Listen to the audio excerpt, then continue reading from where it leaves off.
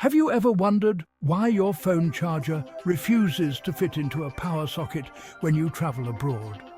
It's a small inconvenience that packs a big mystery. Let's unravel this global plug chaos and discover why the world hasn't settled on a universal plug design. First up, it's not just about the plugs themselves, but the entire electrical system. Different countries develop their electrical systems independently, leading to variations in voltage and frequency.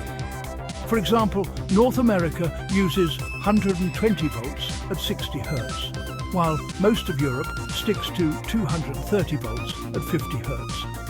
These differences mean that a plug-and-play approach just wasn't feasible.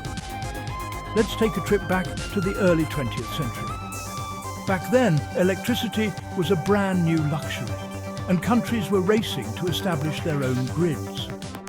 There was no global standardization because, quite frankly, there was no internet to coordinate it. Companies like General Electric and Siemens were busy setting up local systems, each with their own unique plug designs. Fast forward a few decades, and you've got a world full of different plugs.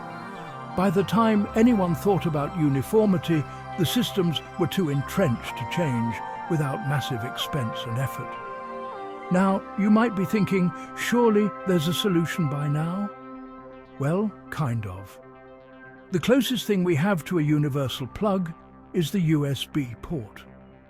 With devices like laptops and smartphones, the USB has become the great unifier, allowing us to charge across borders with ease. But for now, when it comes to plugging into the wall, you'll need that adapter. It's a small price to pay for the independence each country has in its electrical system.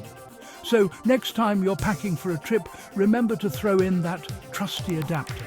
It's the key to bridging the gap between you and the world's eclectic electricity puzzle.